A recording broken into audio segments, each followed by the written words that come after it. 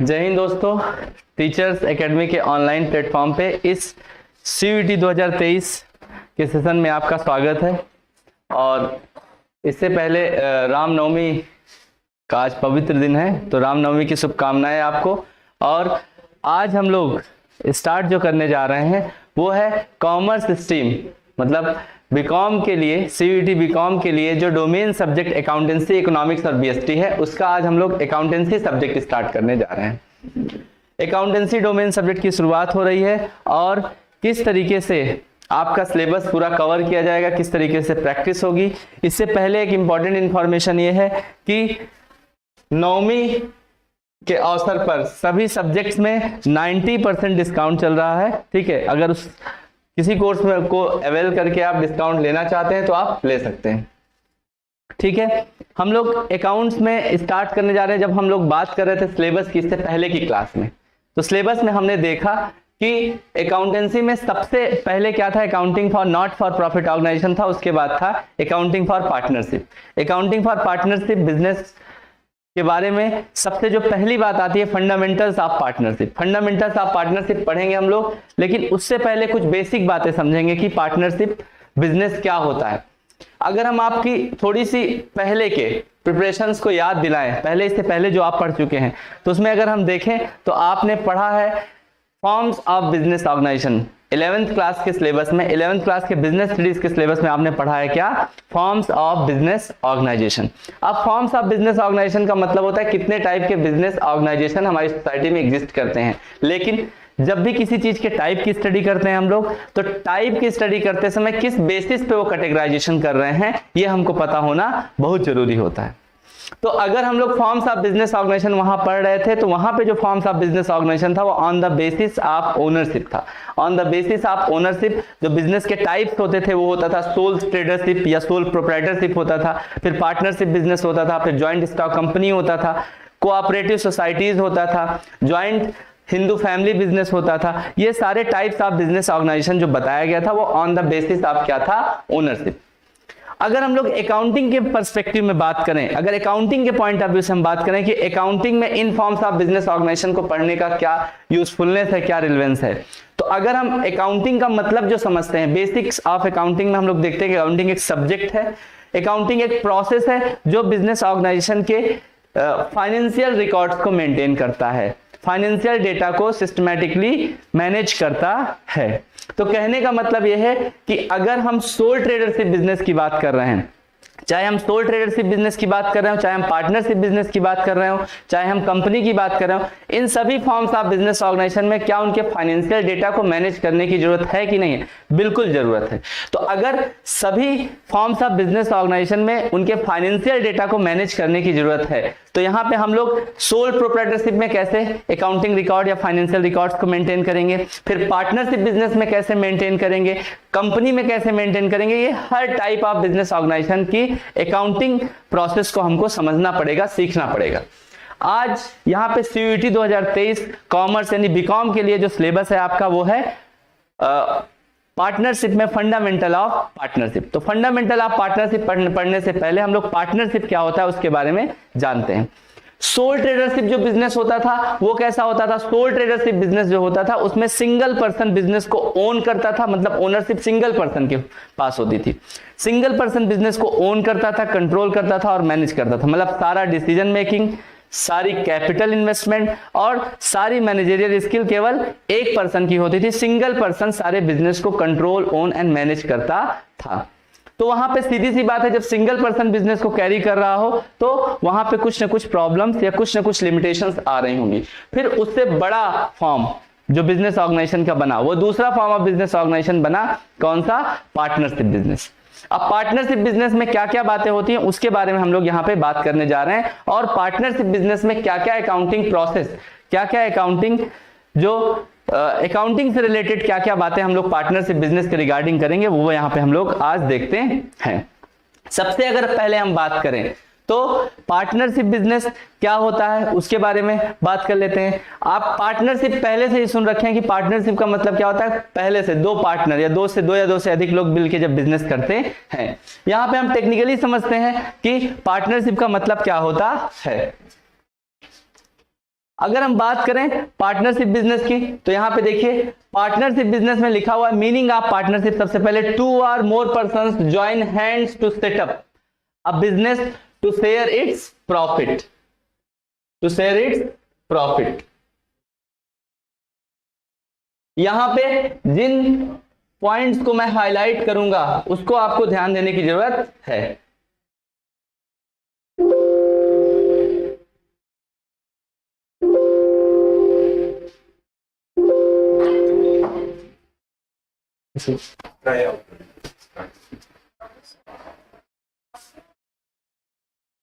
मुझे colour choose करना था।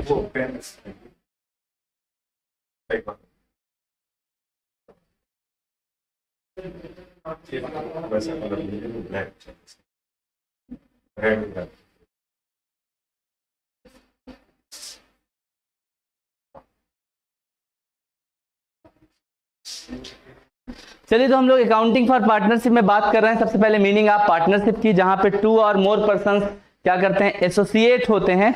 किस लिए एसोसिएट होते हैं, एक बिजनेस का सेटअप बनाने के लिए, एक बिजनेस को सेट करने के लिए और उसके प्रॉफिट को आपस में शेयर करने के लिए, then they are set to be in a partnership business. ध्यान से बात आप समझिए, पार्टनरशिप की जो यहाँ पे मीनिंग लिखी, दूसरी मीनिंग की बात करें, दूसरी डेफिनेशन की बात करेंगे हम लोग, उसमें पार्टनरशिप एक्ट 1932 के अकॉर्डिंग क्या पार्टनरशिप की डेफिनेशन है उसके बारे में हम लोग यहाँ बात करने जा रहे हैं। आप ये बात समझिए कि पार्टनरशिप क्या है, the relation between 2 or more person, 2 या 2 से अधिक लोगों के बीच में क्या है, रिलेशनशिप है, जो आपस में agree to share profit of a business carried on by all, any of them acting for all. कहने का मतलब सीधी सीधी बातें क्या यहाँ पे निकल के सामने आ रही है उसके बारे में हम लोग यहाँ पे बात करने जा रहे हैं।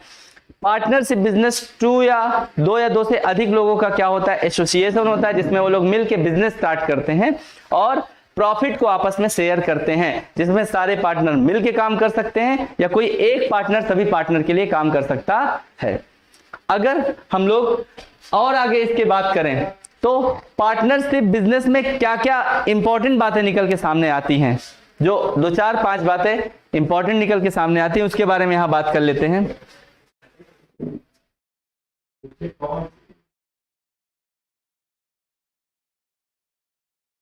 अगर हम लोग बात करें एसेंशियल फीचर्स ऑफ पार्टनरशिप, तो सबसे पहली बात यहां पे क्या निकल के आई, यहां पे 2 या 2 से अधिक लोग होंगे, 2 or more पर्सन।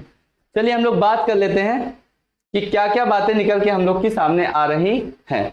सबसे पहला हमने देखा क्या कि 2 या 2 से अधिक लोग होंगे, 2 or more पर्सन।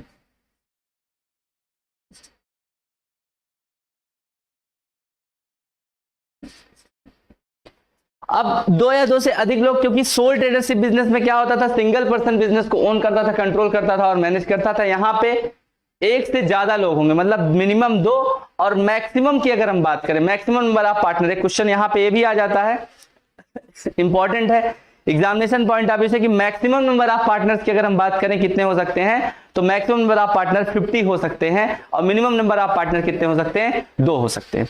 समझने वाली बात क्या है कि मिनिमम नंबर ऑफ पार्टनर्स 2 होंगे, मैक्सिमम नंबर ऑफ पार्टनर 50 होंगे। लिमिटेशन या मैक्सिमम लिमिट इसलिए बनाई गई ताकि हम other forms of business organisation को क्लियरली समझ सकें।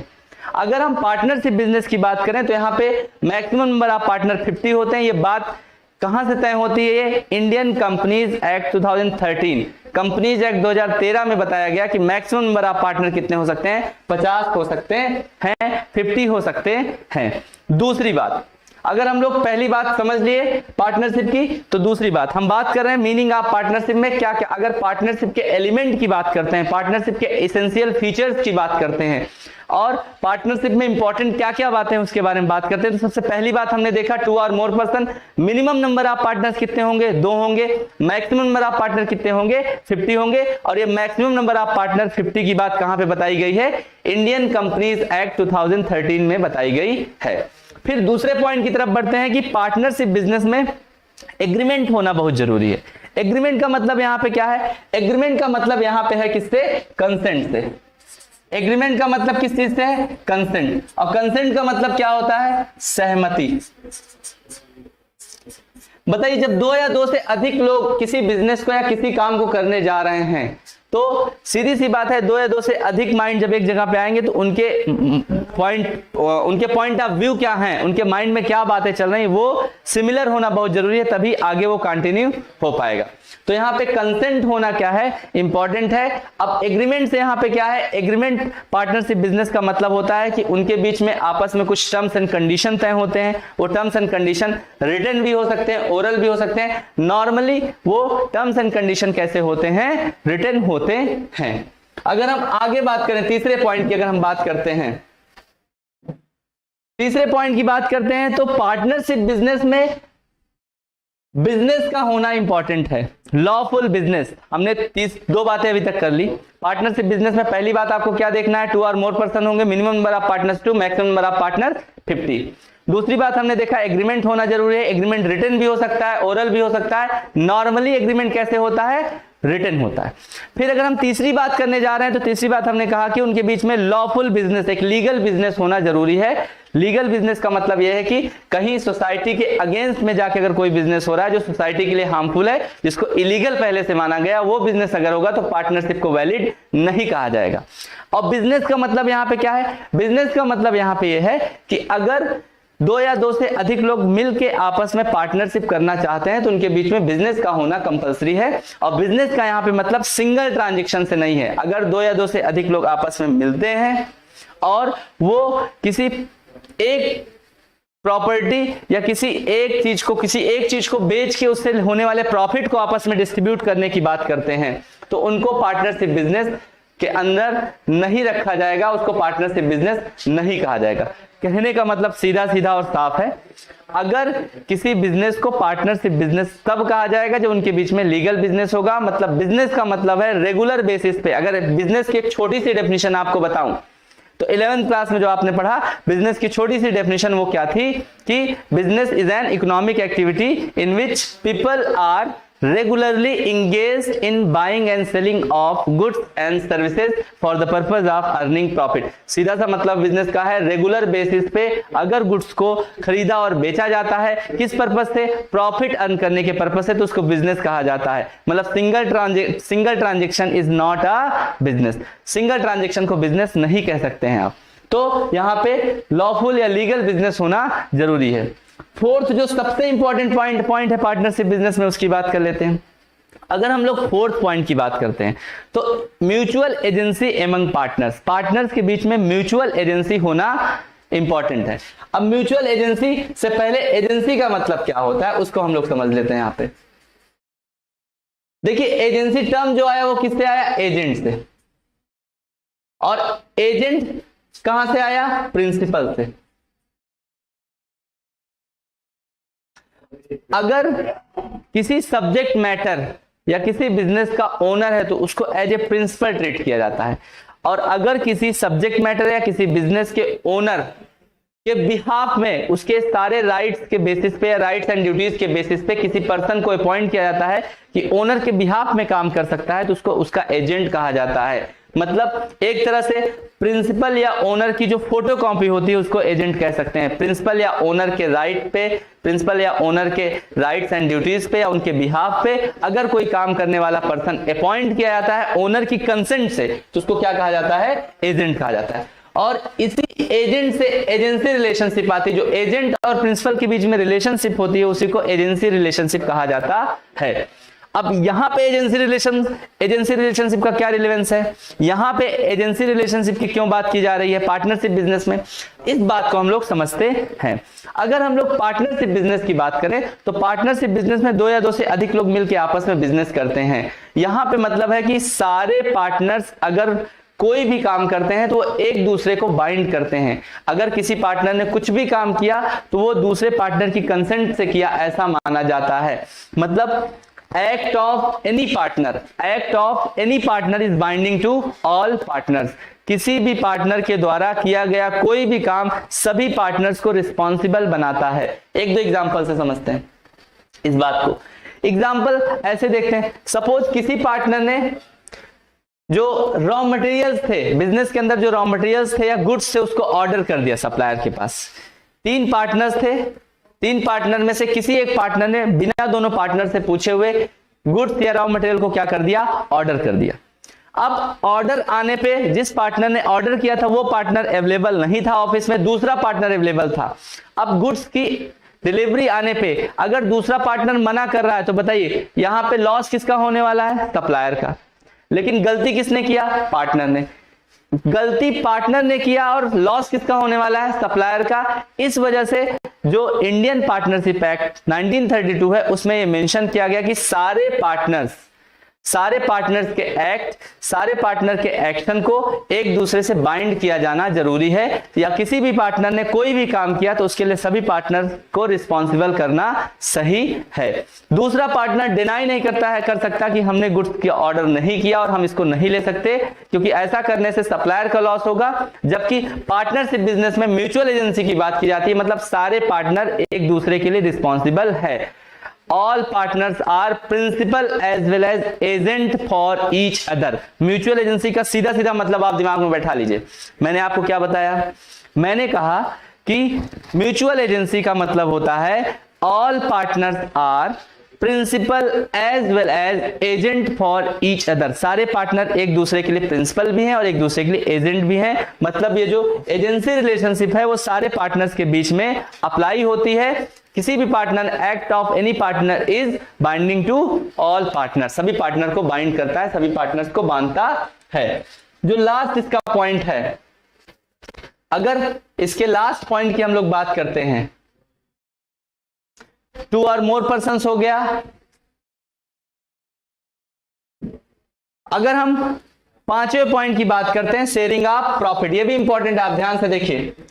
Sharing of profit, partnership business में सारे पार्टनर्स को प्रॉफिट शेयर करना कंपलसरी है। ठीक से आप सुनिए इस बात को। मैंने क्या कहा कि पार्टनरशिप बिजनेस में सारे पार्टनर्स को प्रॉफिट शेयर करना कंपलसरी होता है। तो सर क्यों? अगर किसी पार्टनर की इच्छा है, किसी पार्टनर का मन है कि हम जानबूझ के वो कहे कि हम पार्टनरशिप बिजनेस में आपके पार्टनर बनना चाहते हैं, लेकिन हम प्रॉफिट के लिए नहीं बनना चाहते, जब आप लॉस होगा तब आप हमको याद करिएगा, प्रॉफिट आप लोग खुद रखिएगा। अगर किसी की ऐसी इच्छा है तो क्या पार्टनरशिप बिजनेस हो सकता है कि नहीं हो सकता है? बिल्कुल illegal form of partnership business कहा जाएगा। क्यों ऐसा हो सकता है? क्यों ऐसा कहा गया? रीजन उसके पीछे यह है कि इस धरती पे किसी भी इंसान को ऐसा हो ही नहीं सकता कि उसको प्रॉफिट ना पसंद हो। बताइए, बिजनेस अगर कोई कर रहा है, पार्टनरशिप बिजनेस अगर कोई कर रहा है, तो क्या वो प्रॉफिट नहीं चाहेगा? बिल्कुल चाहेगा प्रॉफिट। तो प्रॉफिट शेयर करना सभी पार्टनर्स को क्या है? कंपलसरी है। अब इसका दूसरा पॉइंट, दूसरा एस्पेक्ट सोचना, कहा जाता है हर सिक्के के 2 पहलू होते हैं। तो दूसरे अगर पहलू की बात करें, दूसरे एस्पेक्ट की अगर हम लोग बात करते हैं, तो क्या सभी पार्टनर को प्रॉफिट शेयर करना कंपलसरी है? तो क्या सर सभी पार्टनर्स को लॉस भी शेयर करना कंपलसरी है? नहीं। यहां पे लिखा क्या गया है? Sharing of profit. Sharing of profit by all partners is compulsory. Loss के बारे में कोई बात नहीं की जा रही है। इसका सीधा सीधा मतलब यह है कि प्रॉफिट शेयर करना कंपलसरी है सारे पार्टनर्स के द्वारा, लेकिन लॉस शेयर करना कंपलसरी नहीं है। अगर सपोज करिए यहां पे 3 पार्टनर है, एक पार्टनर एक्स, एक पार्टनर वाई, एक पार्टनर जेड। इसमें अगर प्रॉफिट होता है, अगर प्रॉफिट होता है तो एक्स भी शेयर करेगा, वाई भी शेयर करेगा, जेड भी शेयर करेगा। लेकिन अगर कहा जाता है, अगर कहा जाता है लॉस होगा, लॉस होने के केस में एक्स शेयर करेगा, वाई शेयर करेगा, जेड शेयर नहीं करेगा। अगर ऐसा पार्टनरशिप बिजनेस में बात होती है कि प्रॉफिट होने के केस में सारे पार्टनर शेयर करेंगे, लॉस होने के केस में केवल एक्स और वाई शेयर करेंगे, जेड नहीं शेयर करेगा। क्या इसको लीगल फॉर्म या proper form of business, proper form of partnership business कह सकते हैं? हाँ बिल्कुल कह सकते हैं, क्योंकि प्रॉफिट शेयर करना कंपलसरी है, लॉस शेयर करना कंपलसरी नहीं है। तो यहां पे हम लोग को एक बात क्लियर कट समझ में आ गई कि सारे पार्टनर्स, अच्छा किसी पार्टनर को क्यों लॉस नहीं दिया जाएगा? ये प्रोविजन इसलिए बनाया गया क्योंकि कभी कभी पार्टनरशिप में माइनर, छोटा बच्चा यानी 18 साल से कम माइनर, अगर 18 इयर्स के बिलो किसी पर्सन को पार्टनर बनाया जाता है तो उसको केवल और केवल प्रॉफिट के लिए पार्टनर बनाया जाता है, उसको लॉस में उसका शेयर नहीं होता है। क्यों? क्योंकि ऐसा माना जाता है कि एक माइनर जो 18 ईयर्स से बिलो है उसको अपनी फाइनेंशियल प्रॉफिट या फाइनेंशियल लॉस के बारे में बहुत ज्यादा नहीं पता है, या सोसाइटी की अच्छाइयों और बुराई के बारे में उसको नहीं पता है, इस वजह से उसको केवल प्रॉफिट के लिए पार्टनर बनाया जाता है। ऐसा ना हो कि कहीं किसी माइनर 18 ईयर्स के बिलो पर्सन को, किसी माइनर को पार्टनरशिप में शामिल करके उसकी प्रॉपर्टी का मिसयूज कर लिया जाए, उसकी कैपिटल का, उसकी वेल्थ का मिसयूज कर लिया जाए। इसलिए ऐसा इंडियन पार्टनरशिप एक्ट में ऐसा प्रोविजन बनाया गया कि माइनर को अगर पार्टनर बनाया जाता है तो केवल केवल किसके लिए बनाया जाएगा? प्रॉफिट के लिए बनाया जाएगा। तो इसके बाद अगर हम लोग बात कर लेते हैं अगले पॉइंट पे कि liability of each partner, liability of partners क्या होगा? लायबिलिटी ऑफ पार्टनर्स अगर हम बात करें तो सारे पार्टनर्स की लायबिलिटी अनलिमिटेड लायबिलिटी होती है। सारे पार्टनर्स की लायबिलिटी कैसी होगी? Unlimited, unlimited. अब अनलिमिटेड टर्म का क्या मतलब है उसको हम लोग समझ लेते हैं। अनलिमिटेड लायबिलिटी का क्या मतलब है? अनलिमिटेड लायबिलिटी का मतलब होता है कि किसी भी पार्टनर की पर्सनल प्रॉपर्टी यूज की जा सकती इन केस ऑफ पेमेंट ऑफ डेब्ट ऑफ पार्टनरशिप फर्म। अगर पार्टनरशिप बिजनेस जो चल रहा है उसका लॉस होता है और किसी भी फर्म का लॉस या उसका लोन है, कोई लोन का पेमेंट करना है, तो लोन को पेमेंट करने के लिए अगर पार्टनर्स की पर्सनल प्रॉपर्टी तक यूज करना पड़े तो यूज किया जा सकता है। सीधी सी बात आप समझिए, अगर बिजनेस की एसेट्स कितनी है? 5 लाख, और बिजनेस की लायबिलिटी कितनी आ रही है? एसेट्स और लायबिलिटी नॉर्मली क्या होगी? बैलेंस शीट में बराबर होगी। लेकिन अगर हम कहें कि हमारी एसेट्स की जो बैलेंस शीट में वैल्यू थी उसको मार्केट में बेचने पे कम पैसा मिला, और हमारी इस समय जो एक्चुअल लायबिलिटी है वो कितनी है? 5 लाख, लेकिन एक्चुअल वैल्यू ऑफ जो एसेट्स है वो कितनी है? 3 लाख है। तो हम 5 लाख का पेमेंट 3 लाख से नहीं कर पाएंगे। जो बचा हुआ 2 लाख है उसको पार्टनर्स की पर्सनल प्रॉपर्टी को पार्टनर्स की पर्सनल प्रॉपर्टी को लेकर उसका पेमेंट किया जा सकता है। ये अनलिमिटेड लायबिलिटी का कॉन्सेप्ट होता है। फिर से एक बार मैं रिपीट कर दे रहा हूं, अनलिमिटेड लायबिलिटी का क्या मतलब होता है? अनलिमिटेड लायबिलिटी का मतलब होता है personal properties of partner can be used in case of payment of डेब्ट of partnership firm. Partnership firm के डेब्ट को, लोन को, लायबिलिटी को पेमेंट करने के लिए पार्टनर्स की पर्सनल प्रॉपर्टी को भी यूज किया सकता है। अनलिमिटेड लायबिलिटी का कॉन्सेप्ट होता है। अब हम लोग आगे बढ़ते हैं। अगर मैनेजमेंट एंड कंट्रोल की बात कर लेते हैं, अगर मैनेजमेंट एंड कंट्रोल की बात कर लेते हैं तो सारे पार्टनर्स के पास फुल राइट होता है कि बिजनेस के मैनेजमेंट में पार्टिसिपेट कर सकते हैं, डे टू डे की एक्टिविटी में पार्टिसिपेट कर सकते हैं, सारे रिकॉर्ड्स को चेक कर सकते हैं, बुक्स ऑफ अकाउंट्स को चेक कर सकते हैं। ये पार्टनर्स की क्या होती है? ड्यूटीज या राइट्स होते हैं। रजिस्ट्रेशन की अगर हम बात करें, मैनेजमेंट और कंट्रोल की बात अगर हम बात करें रजिस्ट्रेशन की, तो registration of partnership business compulsory नहीं, ऑप्शनल है। Registration of partnership business is optional. अगर पार्टनरशिप फर्म का रजिस्ट्रेशन कराना चाहे तो कराएं, नहीं कराना चाहे तो बिना रजिस्ट्रेशन अनरजिस्टर्ड पार्टनरशिप फर्म भी कैरी किया जा सकता है। ये इसेंशियल फीचर्स या इसेंशियल एलिमेंट्स की बात थी पार्टनरशिप बिजनेस की या पार्टनरशिप फर्म की। आगे हम लोग बढ़ते हैं। इसके बाद हम लोग बात कर लेते हैं पार्टनरशिप बिजनेस में और क्या बातें आती हैं। अब यहां पे अगले पॉइंट की तरफ हम लोग बढ़ते हैं जो फंडामेंटल ऑफ पार्टनरशिप में बहुत इंपॉर्टेंट पार्ट हो जाता है और इसको समझना भी बड़ा इंपॉर्टेंट हो जाता है। बात आप समझिए, इसको हिंदी में क्या कहते हैं उसको भी मैं यहां पे लिख देता हूं। पार्टनरशिप डीड को कहा जाता है साझेदारी संलेख। साझेदारी संलेख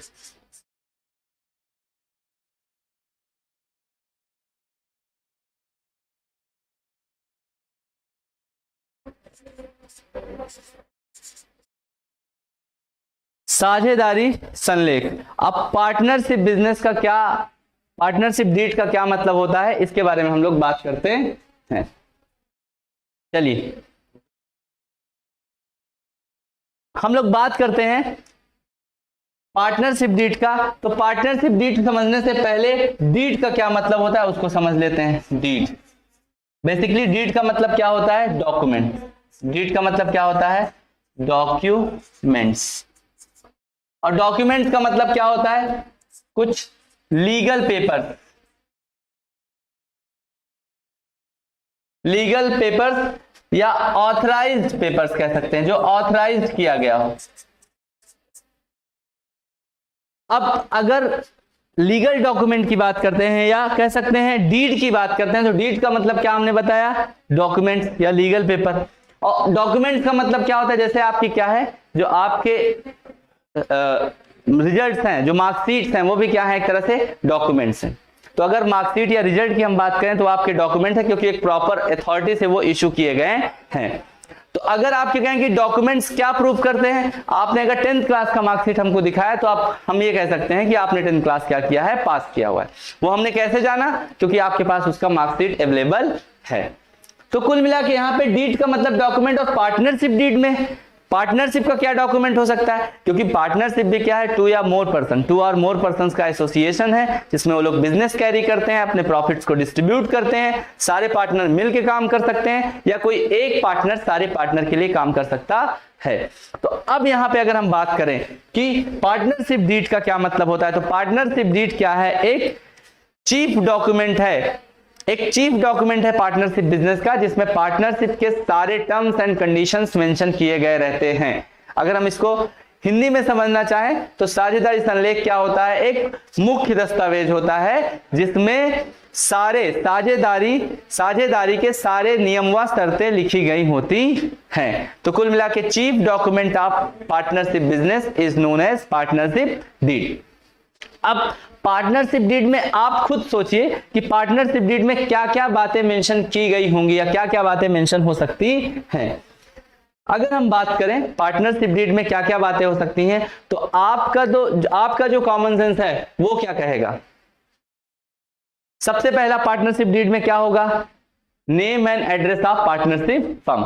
पार्टनरशिप फर्म जो है उसका नाम क्या है, उसका एड्रेस क्या है, किस नाम से पार्टनरशिप फर्म चल रही है और उसका एड्रेस कहां पे है। यहां पे इसको कह सकते हैं पार्टनरशिप डीड के कंटेंट क्या क्या हो सकते हैं, पार्टनरशिप डीड में क्या क्या बातें मेंशन की गई उसको कंटेंट ऑफ पार्टनरशिप डीड या कंस्टिट्यूएंट्स ऑफ पार्टनरशिप डीड कह सकते हैं। अब पार्टनरशिप डीड में सबसे पहला हमने क्या देखा कि इसमें क्या बातें हो सकती है, name and address of firm हमने कह दिया। दूसरे पे नेम एंड एड्रेस ऑफ क्या हो जाएगा, पार्टनर्स का नाम क्या है और उनके क्या क्या एड्रेसेस हैं, कहां के वो रहने वाले हैं। Name and address of partner, name and address of partnership firm. फिर principal place of business. Principal place of business का मतलब है कि हेड ऑफिस कहां पे होगा, जो पार्टनरशिप फर्म चल रही है उसकी हेड ऑफिस कहां पे होगी, उसकी ब्रांचेज हो सकती हैं, लेकिन जो पार्टनरशिप बिजनेस का हेड ऑफिस होगा वहां पे सारे डॉक्यूमेंट्स रखे जाएंगे, वहां पे सारे रिकॉर्ड मेंटेन किए जाएंगे। हो सकता है जो इंपॉर्टेंट मीटिंग्स हो वहीं पे ली जाए, इस वजह से उसको कह सकते हैं कि प्रिंसिपल प्लेस ऑफ बिजनेस क्या होगा, ये भी पार्टनरशिप डीड में मेंशन करना इंपॉर्टेंट है।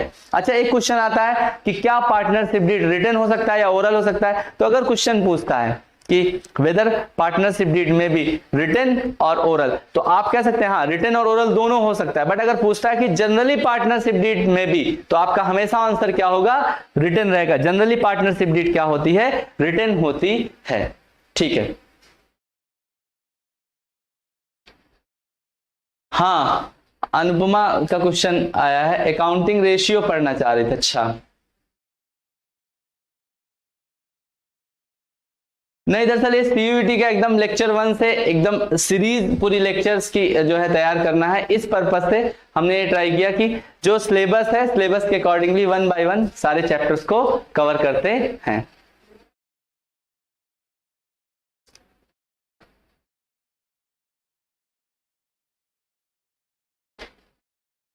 ठीक है, अभी 31 मार्च को अकाउंटेंसी का एग्जाम होना है, उस एग्जाम को दे लो।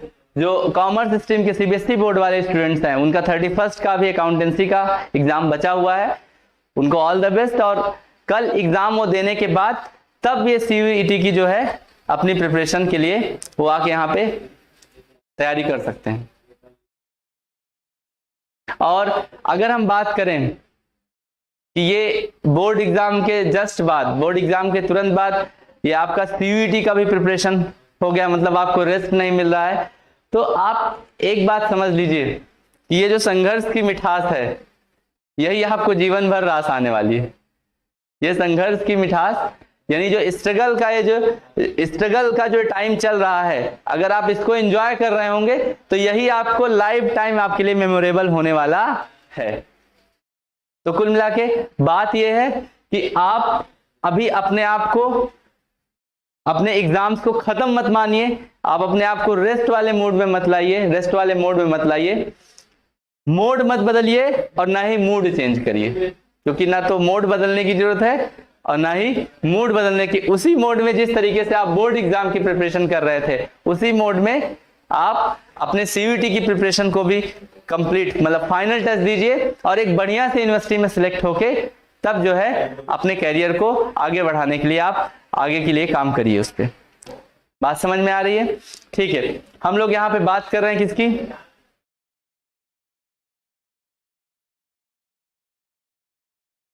हम लोग यहाँ पे बात कर रहे थे कि कंटेंट ऑफ पार्टनरशिप डीड क्या क्या होता है, जिसमें हम लोगों ने name and address of partners देखा, name and address of partnership firm देखा, प्रिंसिपल प्लेस ऑफ बिजनेस यानी पार्टनरशिप फर्म देखा, और फिर उसके बाद अगर हम बात करते हैं तो date of commencement of partnership, date क्या रहेगी, कब बिजनेस हमारा स्टार्ट होगा, पार्टनरशिप बिजनेस कब स्टार्ट होगा, इसके बारे में हम लोग बात करेंगे। फिर उसके बाद अगर हम बात करें rules regarding operation of bank account, important बात है, बताइए बैंक अकाउंट कैसे ऑपरेट किया जाएगा। झगड़े की, डिस्प्यूट का जो मेन रीजन होता है पार्टनरशिप बिजनेस में कि बैंक अकाउंट का ऑपरेशन कैसे होगा। आप भी अगर अपना बैंक अकाउंट ओपन कराने जाते होंगे तो जब पहली बार पासबुक प्रिंट कराते होंगे तो उसमें एक कॉलम होता होगा मोड ऑफ ऑपरेशन। तो मोड ऑफ ऑपरेशन में आप अपना सेल्फ आपका आता होगा, वहां पे सेल्फ लिखा आता होगा कि मोड ऑफ ऑपरेशन क्या रहेगा, सेल्फ रहेगा। बट यहां पे mode of operation partnership business में पहले से तय किया जाएगा कि सारे पार्टनर्स मिलकर बैंक अकाउंट ऑपरेट कर सकते हैं या किसी एक पार्टनर के द्वारा ऑपरेट किया जाएगा, मतलब ज्वाइंट अकाउंट होगा या किसी एक दो पार्टनर्स के बैंक अकाउंट होंगे पार्टनरशिप बिजनेस के लिए। यह भी तय करना क्या हो जाता है, इंपॉर्टेंट हो जाता है। ठीक है, आगे हम लोग बढ़ते हैं। Rules of operation of bank account के बाद कैपिटल कंट्रीब्यूशन, पार्टनर्स के बीच में कैपिटल कितना कंट्रीब्यूट होगा। अगर कैपिटल कंट्रीब्यूशन की बात करें तो ये सबसे पहला रीजन होता है पार्टनरशिप बिजनेस का एग्जिस्टेंस में आने की वजह से, क्योंकि सोल प्रोप्राइटरशिप में कैपिटल की कमी होती, इसी वजह से हम लोग पार्टनरशिप की तरफ मूव करते हैं। अगर एक पर्सन के पास सफिशिएंट फंड्स नहीं है, सफिशिएंट मनी नहीं है कि वो अपने बिजनेस को कैरी कर सके, तो वो अपने पार्टनर को चाहता है कि अगर दो या दो से अधिक लोग मिलकर पैसा लगाएंगे तब बिजनेस करेंगे तो ज्यादा बेहतर तरीके से बिजनेस किया जा सकता है। तो कैपिटल कंट्रीब्यूशन भी पार्टनरशिप डीड में तय करना इंपॉर्टेंट हो जाता है। फिर उसके बाद अगर हम बात करते हैं interest on capital and drawing, क्या रूल होंगे इंटरेस्ट ऑन कैपिटल और इंटरेस्ट ऑन ड्राइंग के, मतलब इंटरेस्ट ऑन कैपिटल कितना होगा, इंटरेस्ट ऑन ड्राइंग कितना होगा, यह भी तय करना क्या है, इंपॉर्टेंट है। फिर हम लोग आगे बढ़ते हैं और कंटेंट क्या क्या हो सकते हैं पार्टनरशिप डीड के। सैलरी या कमीशन पार्टनर्स को कितना दिया जाएगा, और फिर उसके बाद प्रॉफिट एंड लॉस पार्टनर्स के बीच में कैसे शेयर किया जाएगा। तो अभी तक हम लोग क्या क्या बात कर चुके हैं। सबसे पहले हम लोगों ने देखा क्या, meaning of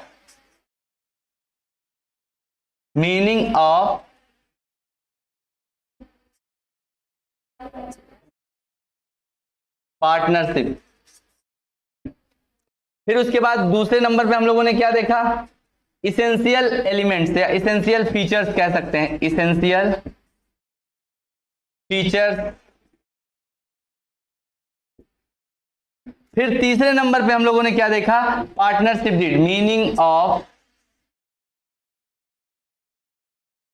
of partnership deed. और फिर अभी लास्ट में हम लोग क्या देख रहे थे, कंटेंट या constituents of partnership deed, content of partnership deed. Content of partner, ये चार बातें हम लोग कर लिए। इन चारों बातों की समरी आपके दिमाग में चलनी चाहिए, क्योंकि इतना टाइम आपके पास है नहीं कि आप एक बार पढ़ें और फिर उसको रिवाइज करें। रिवाइज करने की जरूरत तो है, ये रिवीजन की जरूरत है, बट आप इतना कंसंट्रेट होके, इतना फोकस होके हर एक चीज को पढ़िए, ताकि वन टाइम में ही आपको बिना रिवीजन के सारी चीजें एकदम फाइनल टच देते हुए आपकी प्रिपरेशन होती रहे। आगे अगर हम लोग बढ़ते हैं तो इंपॉर्टेंस ऑफ पार्टनरशिप डीड है कि क्या इंपॉर्टेंस है पार्टनरशिप डीड की, पार्टनरशिप डीड क्यों इंपॉर्टेंट है। इस क्वेश्चन का आंसर आप खुद अगर एक बार एनालिसिस करें कि क्या इंपॉर्टेंस है पार्टनरशिप डीड की, तो बताइए क्या पार्टनरशिप डीड क्या होता है। एक डॉक्यूमेंट होता है पार्टनरशिप फर्म का, जिसमें पार्टनरशिप फर्म के बहुत सारे टर्म्स एंड कंडीशंस मेंशन किए गए होते हैं कि पार्टनरशिप बिजनेस को कैसे कैरी किया जाएगा, कैसे चलना है पार्टनरशिप बिजनेस को। क्योंकि दो या दो से अधिक लोग मिलकर कैरी कर रहे हैं, इसलिए उनके बीच में आपस में डिस्प्यूट होना, कन्फ्लिक्ट होना, बहुत सारी कंट्राडिक्टरी बातें होना, ये सारी चीजें हो सकती है। इसलिए पहले से उनकी क्या कंसेंट है, किस पॉइंट ऑफ व्यू पे उनकी सिमिलरिटी आ रही है, उसको पहले से तय कर लेना क्या है, जरूरी है। वो सारी बातें पार्टनरशिप डीड में मेंशन की जाती हैं। यहां पे हम लोग पार्टनरशिप डीड की इंपॉर्टेंस में अगर हम देखें तो इसलिए इंपॉर्टेंट, पहली बात तो हमने आपको पहले ही बताया कि पार्टनरशिप बिजनेस का, पार्टनरशिप फर्म का रजिस्ट्रेशन कंपलसरी नहीं है। बिना रजिस्ट्रेशन के भी पार्टनरशिप फर्म कैरी किया जा सकता है, बट इन केस कोई फ्रॉड, इन केस कोई अगर लॉस, हैवी लॉस होता है, उस केस में ना तो पार्टनर्स आपस में एक दूसरे को केस कर सकते हैं, एक दूसरे के खिलाफ केस कर सकते हैं, ना तो पार्टनरशिप फर्म के ऊपर केस कर सकते हैं, और ना तो किसी अगर सेलर, हमने किसी सप्लायर से गुड्स परचेज किया, उसकी क्वालिटी खराब है या कुछ उससे इश्यूज हुए हैं, तो उसके खिलाफ भी केस नहीं कर सकते, और ना किसी कस्टमर यानी डेटर जिसको हमने गुड्स उधार बेचा, उसके खिलाफ भी कोई एक्शन बहुत ज्यादा नहीं ले सकते हैं अगर हमारा फर्म रजिस्टर्ड नहीं है तो रजिस्ट्रेशन के बहुत सारे बेनिफिट हैं। और अगर हम पार्टनरशिप डीड की बात करते हैं कि क्या इंपॉर्टेंस है, तो सबसे पहला कह रहा है कि help in setting any dispute और doubts with regards to terms of partnership firm. अगर हम बात करें तो पार्टनरशिप फर्म में डिस्प्यूट को सॉल्व करने के लिए, अगर कोई डिस्प्यूट एराइज होता है तो उस डिस्प्यूट को सॉल्व करने के लिए हम लोग पार्टनरशिप डीड की हेल्प लेते हैं। हम लोग पार्टनरशिप डीड की हेल्प लेते हैं, और अगर पार्टनरशिप डीड में सारे टर्म्स एंड कंडीशन मेंशन है तो उसी टर्म्स एंड कंडीशन के बेसिस पे हम लोग डिस्प्यूट को सॉर्ट आउट कर सकते हैं। दूसरा, it serves as an evidence in the court of law. अगर कोई partner beyond the terms and condition काम कर रहा है तो पार्टनरशिप डीड में मेंशन टर्म्स एंड कंडीशन को हम एज ए एविडेंस, एक तरह से सबूत के तौर पे हम लोग कोर्ट में प्रेजेंट कर सकते हैं। फिर कह रहा है it regulates duties and power of each partner. बिल्कुल सही बात है कि सारे पार्टनर्स की क्या ड्यूटीज है, उनकी क्या पावर है, या राइट्स एंड ड्यूटीज की बात करें, राइट्स एंड ड्यूटीज पार्टनर्स के तय होते हैं कहां से, पार्टनरशिप डीड से। किस पार्टनर के कितने राइट हैं, या किस पार्टनर के क्या राइट हैं, और किस पार्टनर के क्या ड्यूटीज हैं। सारे पार्टनर्स के राइट एंड ड्यूटीज तय होते हैं। अगर हम लोग इसके आगे बढ़ते हैं, लेकिन इसको आगे बढ़ने से पहले हम लोग एक बात करते हैं। अगर कभी ऐसी सिचुएशन आती है, बहुत इंपॉर्टेंट बात है, कभी ऐसी सिचुएशन आती है कि दो दोस्त, बड़े जिगरी यार, आपस में मिलते हैं और उनको अपनी दोस्ती पे इतना अकाट भरोसा होता है कि बिना आपस में किसी टर्म्स एंड कंडीशन की बात किए पार्टनरशिप बिजनेस स्टार्ट कर देते हैं, और फिर जब पार्टनरशिप बिजनेस में ढेर सारा प्रॉफिट होने लगता है, उस केस में जब डिस्प्यूट अराइज होता है तो उस केस में क्या किया जा सकता है। केस समझिए आप, केस में क्या कह रहा हूं। मैंने ये कहा कि अगर कभी पार्टनरशिप बिजनेस कैरी हो रहा है बिना टर्म्स एंड कंडीशंस डिसाइड किए, मतलब बिना टर्म्स एंड कंडीशंस बनाए अगर पार्टनरशिप बिजनेस कर रहे हैं, सपोज करिए एक पार्टनर क्या है, एक पार्टनर ए और एक पार्टनर बी। इसने बिजनेस में 5 लाख रुपीस कैपिटल कंट्रीब्यूट किया और इसने बिजनेस में मात्र 1 लाख रुपए कंट्रीब्यूट किया। दोनों के बीच में कोई टर्म्स एंड कंडीशन नहीं डिसाइड हुई, दोनों बिजनेस करना शुरू किए after 1 year. Profit of business कितना आया, 5 लाख और 1 लाख मिला के ए और बी ने बिजनेस करना शुरू किया और 1 साल बाद जो बिजनेस का प्रॉफिट आ रहा है वो आ रहा है 1,50,000। अगर 1,50,000 रुपए बिजनेस का प्रॉफिट आ रहा है तो क्या बताइए, उनके बीच में आपस में कोई टर्म्स एंड कंडीशन नहीं थी। अब ए का कहना है कि मैंने कैपिटल ज्यादा लगाया तो मुझको प्रॉफिट ज्यादा मिलना चाहिए, बी का कहना है कि हमने कैपिटल भले ही कम लगाया लेकिन हमने मेहनत ज्यादा किया, हमने आइडियाज अच्छे दिए, हमने खूब अच्छे से प्लान किया बिजनेस के, इसलिए बिजनेस का प्रॉफिट 1,50,000 रुपए आया। तो बताइए ए और बी में आपस में डिस्प्यूट हो रहा है, आपस में एक इशू राइज हुआ कि क्या 1,50,000 को कैपिटल जैसे जैसे लगाया गया उस रेशियो में डिस्ट्रीब्यूट किया जाना चाहिए, बांटना चाहिए, या 1,50,000 रुपए को बराबर बांटना चाहिए, या बी कह रहा है कि हमने मेहनत ज्यादा की, हमने कैपिटल नहीं लगाया लेकिन हमने प्लान्स अच्छे बनाए, आइडियाज अच्छे लेके आए, इस वजह से बिजनेस का प्रॉफिट हुआ। तो बी का कहना है मुझको ज्यादा प्रॉफिट मिलना चाहिए। अब आपके हिसाब से इस केस में क्या होना चाहिए, क्या ए की बात सही है, बी की बात सही है, डिस्प्यूट का केस आया कि नहीं आया? एक चीज आप और समझिए, इंडियन कॉन्स्टिट्यूशन की अगर हम बात करें या इंडियन लॉ सिस्टम की अगर हम बात करें, पूरे भारत का जो कानून व्यवस्था है उसके हिसाब से अगर हम बात करें तो सोसाइटी के लिए किसी के साथ कुछ अनफेयर ना हो सके, कोई किसी के साथ इनजस्टिस ना होने पाए, इस वजह से सारे एक्ट या सारे लॉज को बनाया गया। अगर सोसाइटी पीसफुल चल रही है या कोई डिस्प्यूट नहीं राइज हो रहा है तो लॉ की रिक्वायरमेंट नहीं है। लॉ की रिक्वायरमेंट कब होती है? जब सोसाइटी में क्या होता है, डिस्प्यूट एराइज होता है या किसी के साथ क्या अनफेयर या इनजस्टिस होता है, उस केस में लॉ की रिक्वायरमेंट होती है। अगर हम यहां पे बात करें तो यहां पे क्या कहीं ना कहीं डिस्प्यूट का केस एराइज हुआ कि नहीं हुआ? हाँ बिल्कुल एराइज हुआ। अब ऐसे केस में इंडियन पार्टनरशिप एक्ट में पहले से ये सारी बातें, ये सारे केसेस पहले से सोच के रखे गए हैं और ऐसे केस में क्या करना चाहिए वहां पे मेंशन किया गया है।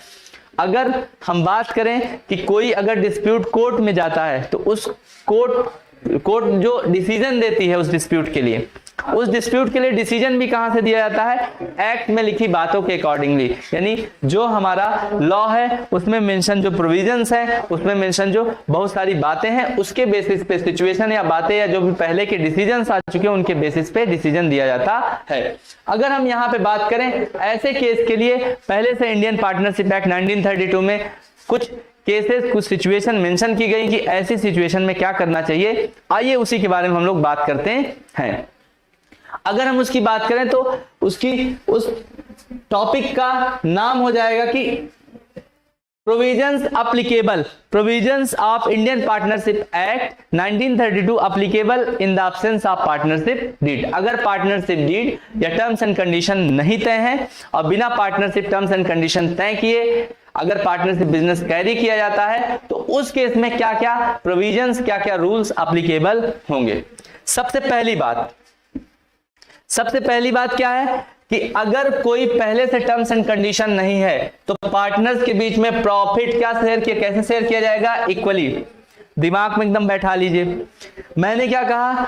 पार्टनर्स के बीच में प्रॉफिट इक्वली शेयर किया जाएगा in case of absence of partnership deed irrespective of their capital contribution. उनके बीच में कैपिटल कितना लगाया गया है इसको बिना ध्यान दिए, कैपिटल चाहे किसी पार्टनर ने 1 करोड़ रुपए लगाया और किसी ने 1 रुपए लगाया, किसी पार्टनर ने 1 करोड़ रुपए लगाया और किसी ने 1 रुपए लगाया, तब भी उनके बीच में प्रॉफिट शेयरिंग का जो रेशियो रहेगा वो क्या रहेगा? बराबर रहेगा, अगर पहले से टर्म्स एंड कंडीशन नहीं तय है तो कहने का मतलब सीधा सीधा क्या है कि in case of absence of partnership deed जो प्रॉफिट शेयरिंग रेशियो होगा, प्रॉफिट या लॉस शेयर किया जाएगा, वो कैसे शेयर किया जाएगा? इक्वली शेयर किया जाएगा।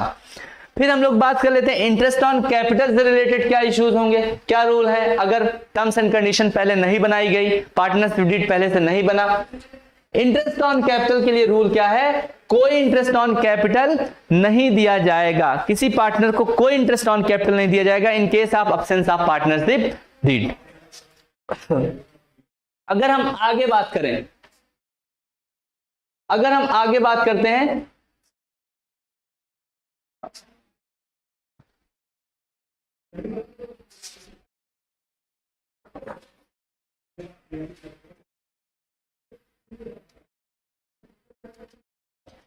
अगर हम आगे बात करते हैं कि इंटरेस्ट ऑन कैपिटल नहीं दिया जाएगा, उसके बाद अगर हम बात करें क्या पार्टनर्स को सैलरी या कमीशन दिया जाएगा in case of absence of partnership deed, no salary no commission is given to the partners. किसी पार्टनर को कोई सैलरी कोई कमीशन नहीं दिया जाएगा in case of absence of partnership deed.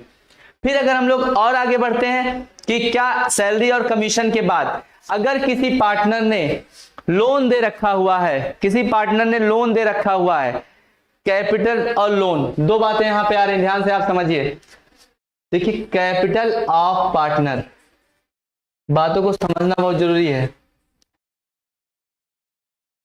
और एक बात और समझिए, अकाउंट्स के एग्जाम में या पूरे कॉमर्स का जो सभी सब्जेक्ट्स का एग्जाम होता है उसमें ऑलमोस्ट लॉ से रिलेटेड यानी लॉ पढ़ने का जो पैटर्न है वही कॉमर्स को पढ़ने में भी वही पैटर्न फॉलो किया जाता है। मतलब एक एक टर्म, एक एक टर्मिनोलॉजी, एक एक वर्ड का इंपॉर्टेंस होता है कि क्या लिखा गया है और कैसे लिखा गया है, उसका क्या मतलब निकल रहा है। तो कैपिटल ऑफ पार्टनर और लोन फ्रॉम पार्टनर, दो बातें यहां पे हो रही हैं।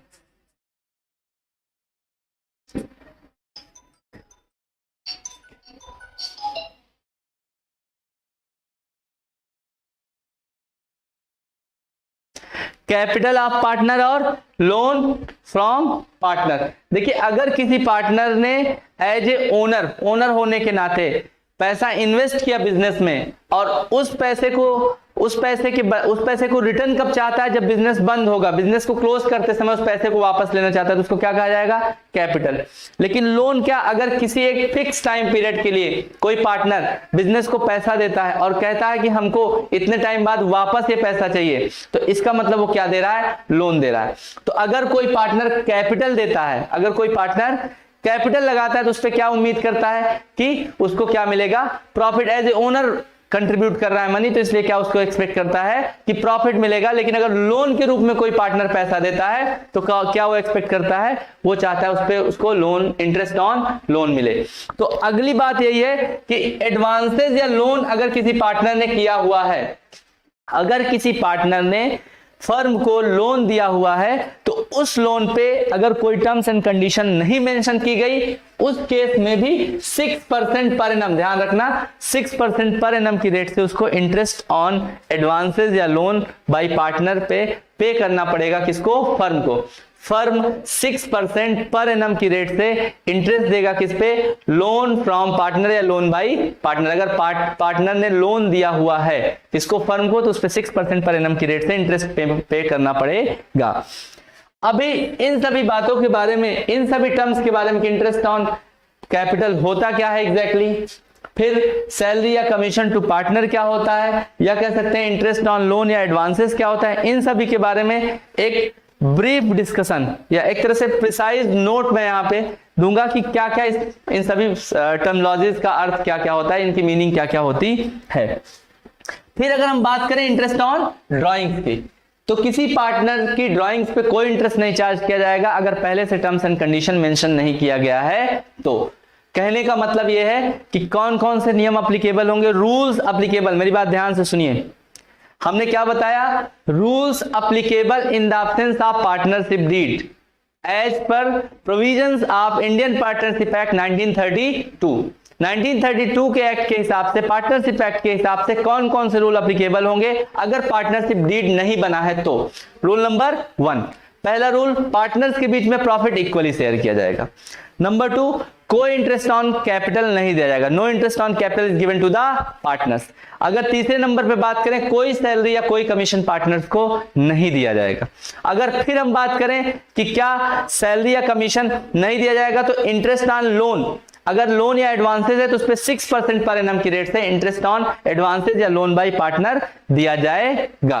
फिर अगर हम बात करें no interest on drawing charge by the firm, कोई इंटरेस्ट ऑन ड्राइंग चार्ज नहीं किया जाएगा। अगर हम और आगे बढ़ते हैं इसके इंटरेस्ट ऑन ड्राइंग के बाद अगर हम बात करें तो एक रूल ये भी होता है कि ऑल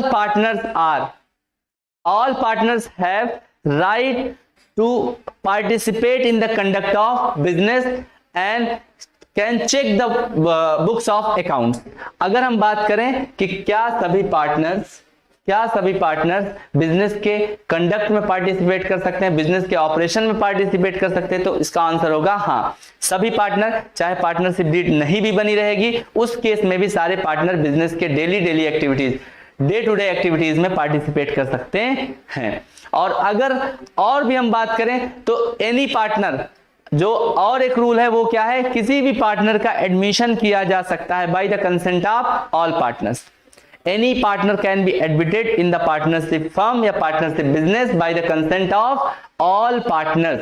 ये कब का रूल है, in the absence of partnership deed. अगर पार्टनरशिप डीड में कुछ भी मेंशन नहीं है तो किसी भी पार्टनर का एडमिशन कब होगा, जब सारे पार्टनर की कंसेंट होगी तब। मैक्सिमम नंबर ऑफ पार्टनर कितने हो सकते हैं, 50। अगर मान लो किसी फर्म में 20 पार्टनर हैं और एक किसी पार्टनर का एडमिशन होना है तो ये 20 हो, अगर ये जो 20 पार्टनर्स हैं सारे के सारे पार्टनर की कंसेंट होगी तभी इनका एडमिशन हो पाएगा, अदरवाइज इनका 21 वाले पार्टनर का एडमिशन नहीं हो पाएगा। आगे हम बात कर लेते हैं, सभी पार्टनर्स के पास राइट है बुक्स ऑफ अकाउंट्स को चेक करना, और सिर्फ चेक करने का ही राइट नहीं है, वो उसकी फोटो कॉपी भी घर ले जाके और भी चीजें समझ सकता है या देख सकता है। तो आज हम लोगों ने क्या क्या देख लिया, 5 टॉपिक्स पे हम लोगों ने बात किया। पहला, मीनिंग ऑफ पार्टनरशिप क्या होता है। फिर हम लोगों ने बात किया इसेंशियल फीचर्स या इसेंशियल एलिमेंट ऑफ पार्टनरशिप के बारे में हम लोगों ने बात किया। फिर पार्टनरशिप डीड की मीनिंग क्या होती है, फिर कंटेंट ऑफ पार्टनरशिप डीड क्या होता है, फिर rules applicable in the absence of partnership deed. ये 5 बातें हम लोग डिटेल में यहाँ पे डिस्कस किए हैं। इन 5 बातों से रिलेटेड क्वेश्चंस अगर हम बात करें, 1-2 क्वेश्चंस का ओवरव्यू आज हम लोग करते हैं, फिर उसके बाद आगे कॉन्सेप्ट, क्योंकि देखिए कॉन्सेप्ट बिल्डअप करना बहुत इंपॉर्टेंट है। बिना कॉन्सेप्ट, अगर आप 100 क्वेश्चन प्रैक्टिस करते हैं और कॉन्सेप्ट की क्लियरिटी नहीं तो बेकार है। मेरा बेसिक रूल जो कंपटीशन को कॉम्पिटिटिव एग्जाम को तैयार करने का जो बेसिक फंडामेंटल रूल है वो क्या है कि आप सबसे पहला काम क्या करिए, सबसे पहला आप कॉन्सेप्ट की कमांड अच्छी करिए। कॉन्सेप्ट बिल्डअप होने के बाद आप क्या करिए, तब क्वेश्चन की प्रैक्टिस करिए, क्योंकि आप 100 क्वेश्चन प्रैक्टिस कर रहे हैं और कॉन्सेप्ट की क्लियरिटी नहीं है तो 100 क्वेश्चन की प्रैक्टिस करने का कोई मतलब नहीं है। लेकिन अगर कॉन्सेप्ट क्लियर है, इसके बाद आप 10-20 क्वेश्चन भी अगर आप प्रैक्टिस कर रहे हैं तब भी आप ज्यादा कॉन्फिडेंट महसूस करेंगे और एग्जाम में अच्छी परफॉर्मेंस या अच्छे कॉन्फिडेंस होने की वजह से अच्छे तरीके से परफॉर्म कर सकते हैं। आइए हम लोग अगर क्वेश्चन इस पे कुछ बात करें, इस पे क्या किस तरीके से क्वेश्चन, जैसे देखिए एक क्वेश्चन यहां पे है,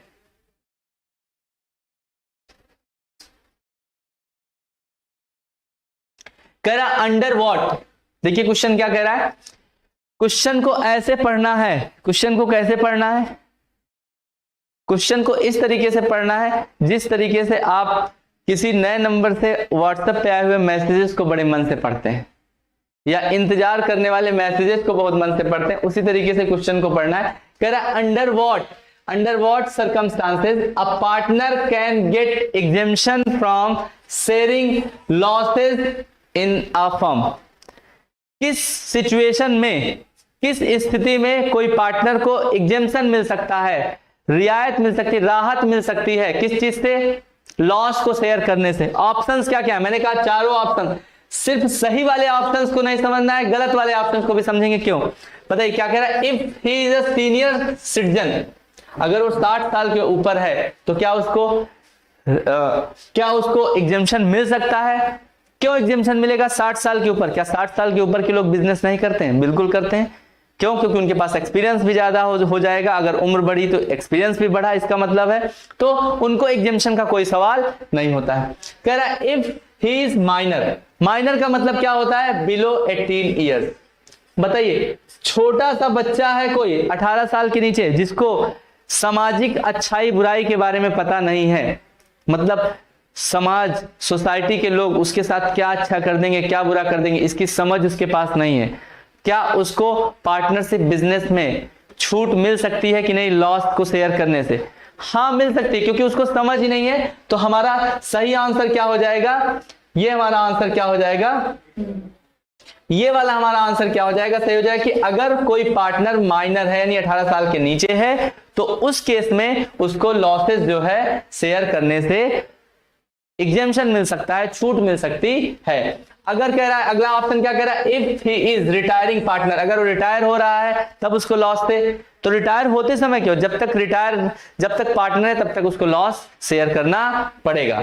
ऑल ऑफ दी अबव तो कोई चांस ही नहीं हो सकता है, इसलिए हमारा जो सही ऑप्शन है वो क्या है? If he is a minor, अगर कोई पार्टनर माइनर है यानी 18 साल के नीचे है तो उस पार्टनर को लॉसेस से एग्जेम्पशन यानी लॉसेस डिस्ट्रीब्यूट करने से छूट मिल सकती है, क्योंकि ऐसा माना जाता है, इनोसेंट माना जाता है माइनर को, उसको सोसाइटी की अच्छाइयां बुराइयां नहीं पता, इस वजह से उसको एग्जेम्पशन मिलता है किससे? लॉसेस को डिस्ट्रीब्यूट करने से।